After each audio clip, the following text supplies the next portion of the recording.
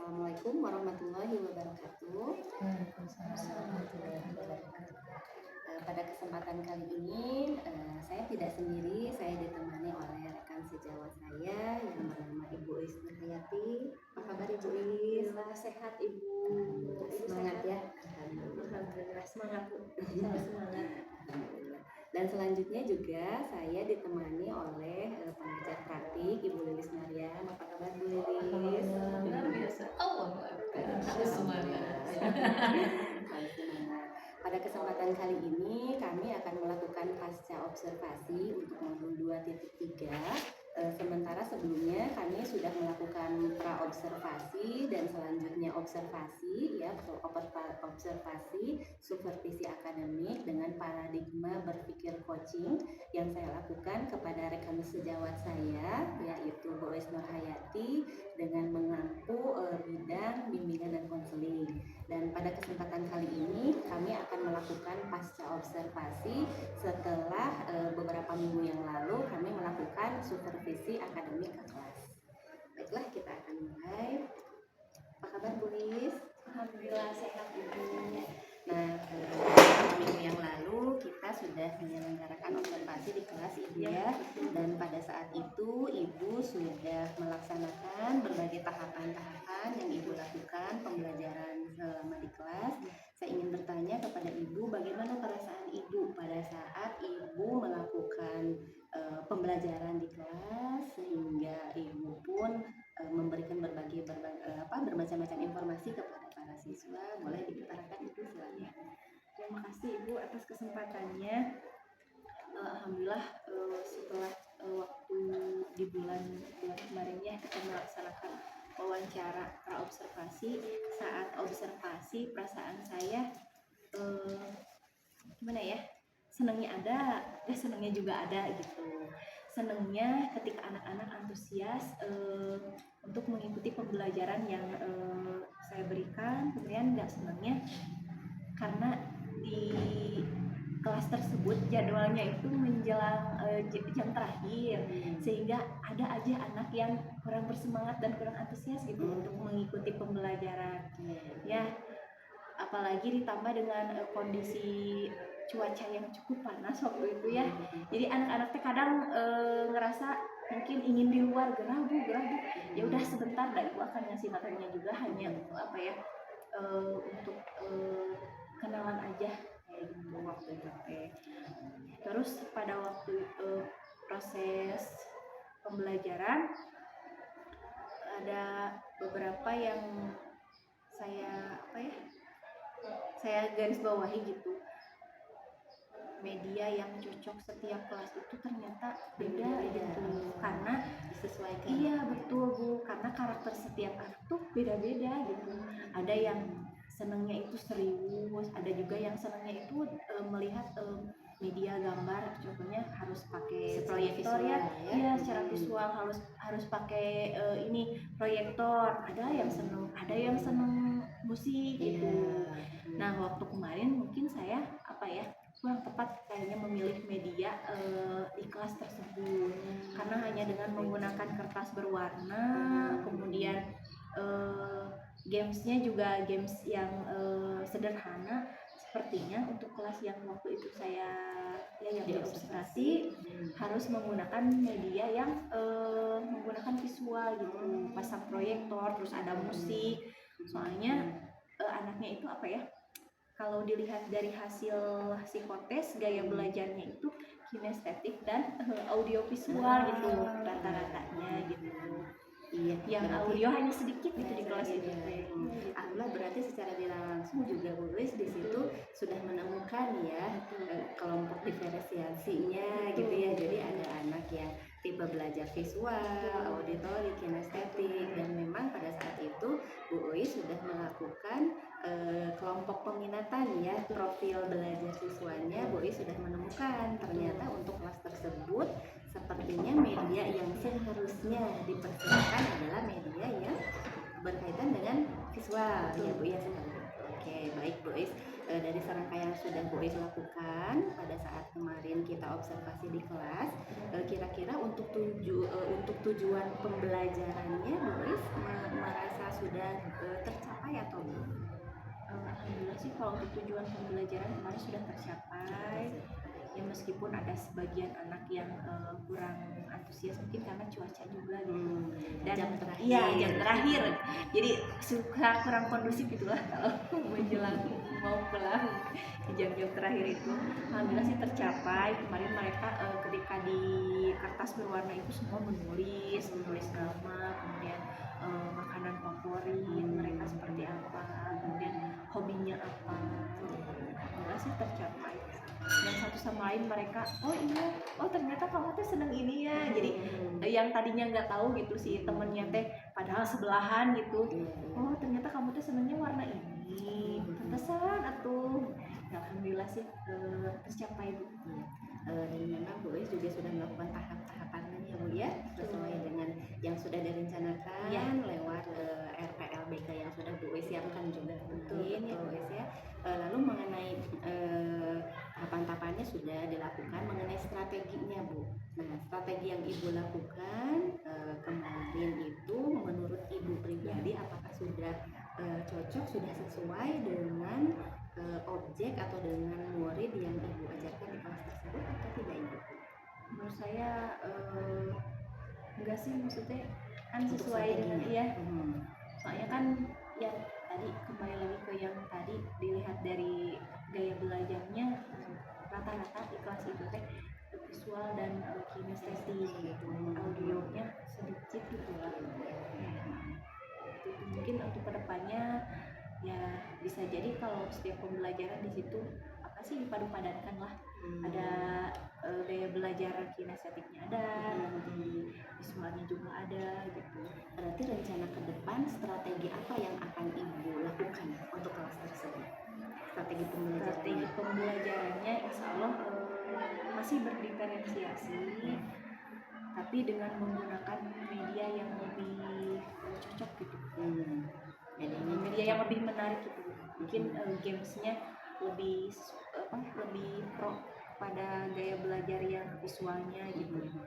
Berarti strategi yang Ibu lakukan berupa games yang Ibu lakukan tersebut akan betul-betul menyesuaikan dengan gaya belajar siswa itu.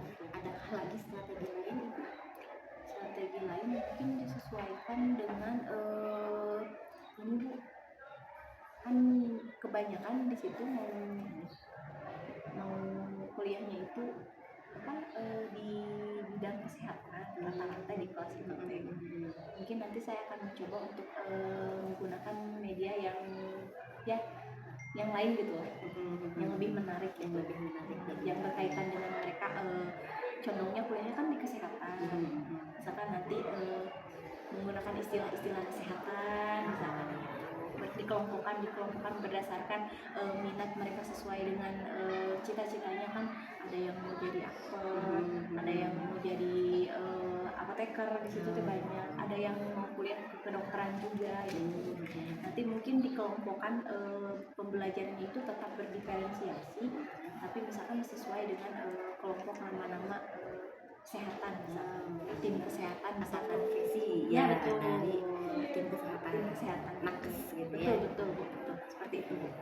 Sepertinya menarik ya Bu. Iya, kalau nanti Ibu akan melaksanakan itu, kira-kira akan kapan dilakukannya? Kebetulan saya ada jadwal, misalnya mungkin di bulan depan.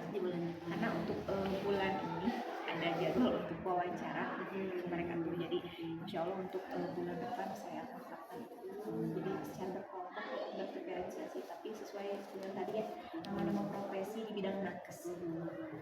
Ibu mudah-mudahan itu bisa dijalani dengan baik ya Bu ya. Ibu kira-kira siapa yang bisa membantu Ibu nih untuk bisa menjaga komitmen nanti strateginya akan Ibu laksanakan dengan baik? Mungkin dengan anak-anak yang ada di kelas, saya akan ajak komunikasi para HM dan sekretaris untuk menjaga komitmen ini agar terjaga dengan baik gitu. Setiap pembelajaran mereka mengikuti dengan baik. Jadi nanti akan ada juga kesepakatan kelas yang yang lebih khusus gitu ya. Karena kan ini berdasarkan profesi masing-masing. Kelas khusus ya, itu semacam ada tutornya gitu ya, tutor sebaya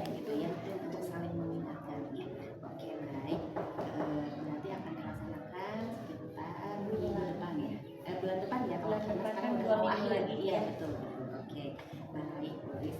Mudah-mudahan apa yang sudah Bu Is rencanakan dapat terlaksana ya, dan kemudian nanti di pembelajaran berikutnya apa yang sudah Bu Is evaluasikan tadi, oh saya kekurangannya di sini, mudah-mudahan itu bisa diperbaiki di kemudian hari. Barangkali begitu saja Ibu untuk pasca observasinya. Terima kasih atas waktunya. Dan pada kesempatan kali ini juga akan dilakukan umpan balik dari Ibu pengajar praktik dari Ibu Lilis Mariam. Saya silakan. Baik, terima kasih Bu Nana. Luar biasa Bu Is, keren. Luar biasa Bu Is. Ya, hari ini kegiatannya pasca observasi ya dengan paradigma coaching. Perlu diketahui juga coaching itu adalah suatu teknik pendekatan komunikasi efektif ya, sebagai pendekatan kita sebagai pemimpin pembelajaran di kelas, dimana kita bisa lebih lebih mendekatkan diri untuk kebutuhan murid. Kemudian juga kita bisa mengembangkan potensi kita, kemudian kompetensi kita baik diri kita sendiri maupun dengan rekan sejawat. Dan hari ini Bu Nurna sudah mentransformasikan kegiatan tersebut ya, coaching tersebut secara langsung kepada Bu Is. Namun ada tiga karakteristik Bu dalam coaching, yaitu kemitraan. Artinya kemitraan di sini tuh tidak ada hierarki saya Bu Nurna sebagai CGP nih, Bu Is sebagai rekan sejawat, tidak ada, tapi semuanya bermitra. Artinya tidak ada yang merasa menggurui ya Bu ya, kita sama-sama ingin mencari sesuatu yang sifatnya memang berkawan ya, tidak ada apa-apa ya Bu, mitra, namanya mitra gitu ya. Kemudian ada juga memaksimalkan potensi, artinya semua yang diungkapkan itu adalah potensi yang dikuatkan dari coach. Coach itu adalah guna, coach itu adalah tulis gitu ya. Dan adanya proses kreatif, tidak ada menjudge, tidak ada yang istilahnya hukuman bahwa ih kenapa tadi kan salah ya, tidak ada, tapi semuanya pertanyaan terbuka yang sifatnya real, fakta yang kejadiannya di saat kemarin observasi gitu ya. Kemudian ada juga kriteria penilaian dalam coaching itu, bahwa tujuan yang akan diungkapkan itu bukan tujuan datang dari guru, tapi dari rekan sejawat. Bahwa misalkan hari ini saya ingin mencoba anak-anak pengen semangat nih, bagaimana proses pembelajaran sebetulnya, bagaimana media yang seharusnya, itu kan area pengembangannya seperti itu, datangnya dari bu rekan sejawat sendiri ya. Kemudian adanya proses komunikasi efektif dua arah gitu ya, tidak hanya Bu Nurna yang bicara, kemudian Bu Is mendengar, tidak, tapi semuanya berkomunikasi efektif untuk kedua arah ya. Kemudian coach itu mendengarkan apa yang terjadi di lapangan gitu ya, dengan tadi apa, dengan pertanyaan-pertanyaan terbuka. Kemudian akhirnya terungkap juga apa tindak lanjutnya.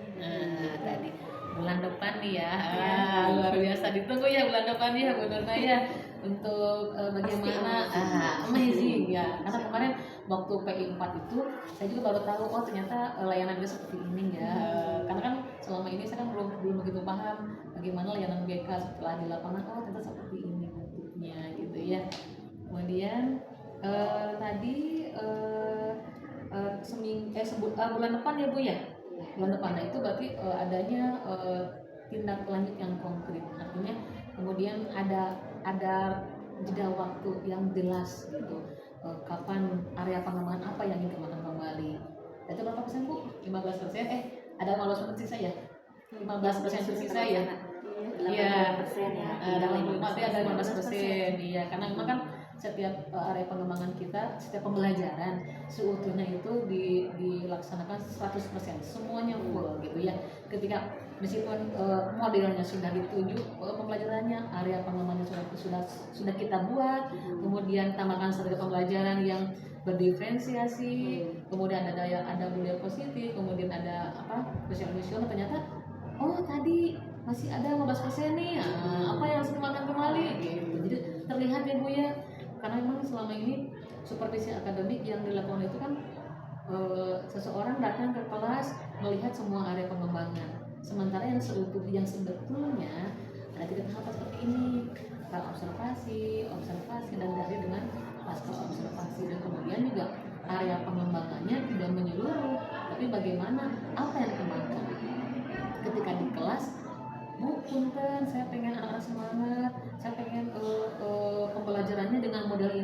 apa yang dihasilkannya ternyata setelah di lapangan oh seperti ini, oh ini baiknya, oh ini kelihatan. Jadi itu yang salah gitu. Jadi kan kita bingung mau apa. Nah mungkin ini merupakan pembaharuan bagaimana supervisi akademik yang sebenarnya gitu. Yang insya Allah the next mudah-mudahan Bu Nurna menjadi seseorang ya gitu ya. Jadi informasi ini bisa bisa menjadikan dasar ya Bu ketika ingin melakukan supervisi akademik seluruhnya ke kelas. Tidak hanya langsung tapi ada pemberitahuan sebelumnya area apa yang dikembangkan, kemudian setelah pasca juga ditunjukkan bagaimana sih perasaannya gitu ya.